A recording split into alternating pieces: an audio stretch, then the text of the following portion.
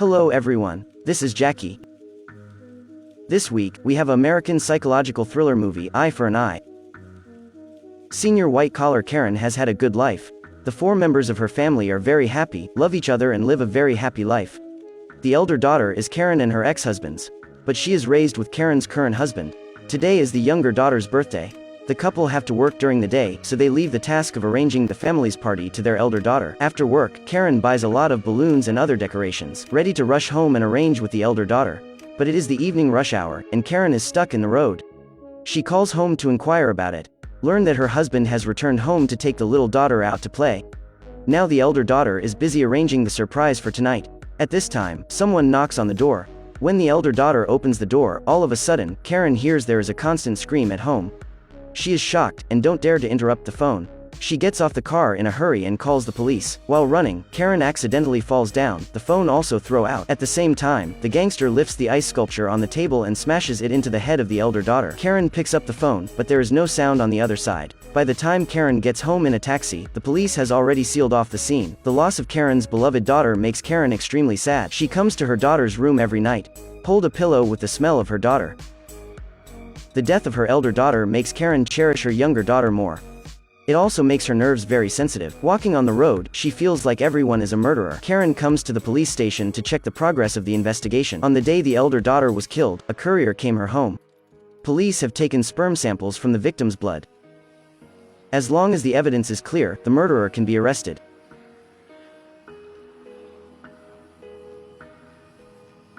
The good news makes Karen smile. She believes that the law will give her daughter justice. The police introduces Karen to a support organization. Some of the people here have lost their children, some have lost their brothers and sisters. The murderer never gets away with the law. They just haven't been found yet.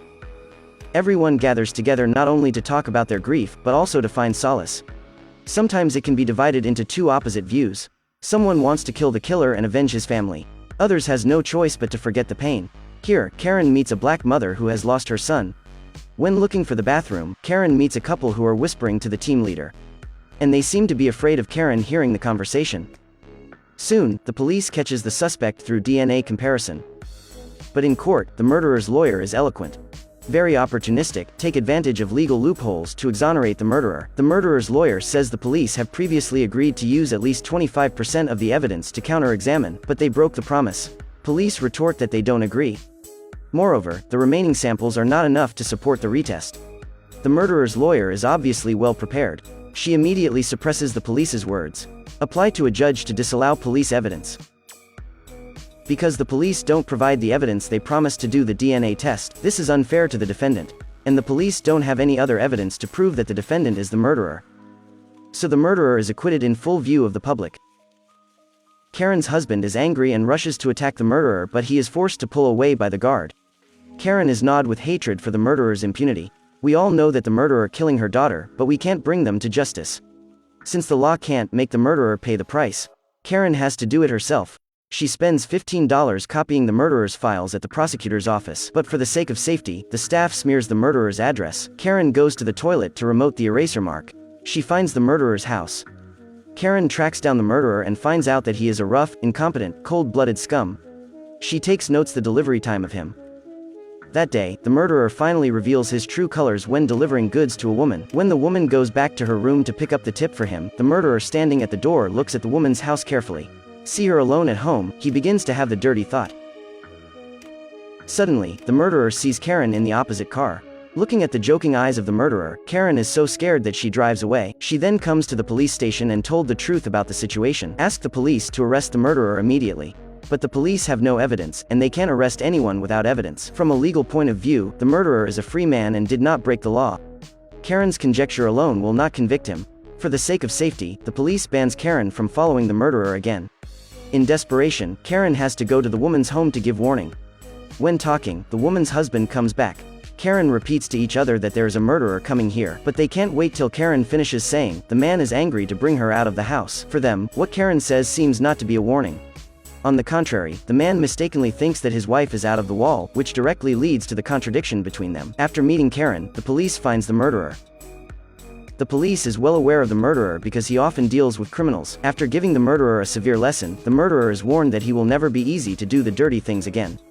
The next day, Karen hears people talking about a murderer being shot. This immediately reminds her of that night's couple and the police who she talked to. She guesses that it should be probably that murderer. In kindergarten, the murderer who was taught by the police deliberately approaches Karen's little daughter. When Karen picks up her daughter from school, the murderer shows up. The words are full of threats. Karen is so frightened that she will never let her little daughter suffer. The next day, Karen finds the head of organization.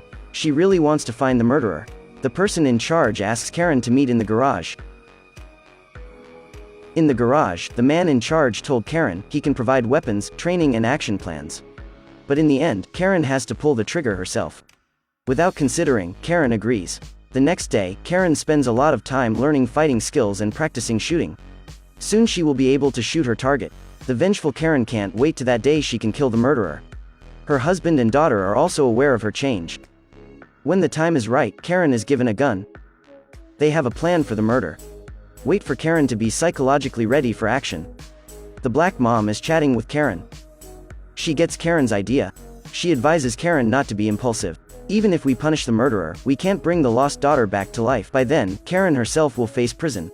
In the evening, the husband also learns what Karen is going to do by observing for many days. To prevent his wife from doing stupid things, he asks Karen to take a few weeks off for relaxation, but she doesn't agree because she has waited for it for a long time. The next day, Karen goes to the black mother's house for an appointment and is surprised to learn that that woman turns out to be a policeman. She pretends to be a member of that organization to prevent everyone from doing something illegal.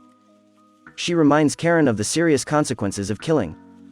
Not only go to jail, her daughter will also lose mother and her husband will lose his wife. Unless Karen kills in self-defense. Karen is frightened by what the black mother said. The elder daughter is no longer here. How can Karen be willing to leave her young daughter? So Karen gives up her plan, which is to kill the murderer. At the same time, the murderer holds out his claws at the beautiful woman. The poor woman dies in broad daylight. And the murderer also do a good job in security. The police have no evidence. He is only kept for 48 hours and released without charge. Karen is so angry that she denounced the police for their incompetence. She asked the police to arrest him. As a result, the murderer is more and more experienced and confident in committing crimes. Now Karen can't do that much. She makes up her mind and wants to remove the murderer. Otherwise, the next victim is likely to be her little daughter. If the murderer can take advantage of the law, so can she. That night, Karen comes to the office and takes some important information. Then she comes home and agrees with her husband that they will travel the next day. In the morning, the office calls to ask about Karen.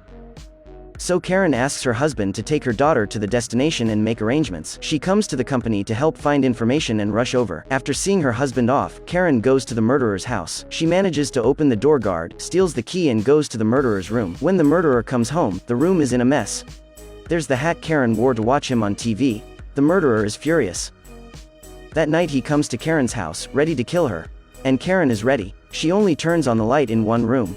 Deliberately open the shower and pretend to take a bath. When the murderer breaks the door lock and sneaks into the bathroom, Karen appears behind him with a gun. But the murderer is too quick. Karen misses the shot and throws the gun out. At this time, Karen's fighting skills, which she practiced hard, work. She takes the opportunity to break free of control, quickly climb down the stairs and find the gun on the ground. The murderer is close at hand, and Karen pulls the trigger. She shoots the murderer many shots into his body. Soon after, the police come to block the scene. The police knows it is Karen who planned everything at first. But he still reports to his boss that it was a clear case of self-defense. The best evidence is the broken door and traces of violence. Let's not say about the murderer, but this policeman is a bit sly. Okay, this is the end of this movie. Don't forget to like my channel. Thank you for watching. See you next time.